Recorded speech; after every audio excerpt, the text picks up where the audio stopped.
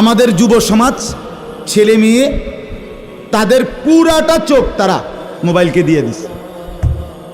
ওই যে আগে যে শুনছি যে স্বেচ্ছায় চক্ষুদান করত, কথা বুঝছেন না কথা? হ্যাঁ, মরণোত্তর চক্ষুদান। এই মরণোত্তর চক্ষুদান না, জীবিত চক্ষুদান। ওই দেখেন, ওই দেখেন, ইয়া দেখো, ওই মোবাইল কার হাত, এতে সাইজ হলো ট্যাবলেট সাইজ, তার থেকে তার মোবাইল বড়। যেই অপদার্থ তার হাতেই মোবাইল দিছে, ওই সবচেয়ে বড় অপদার্থ।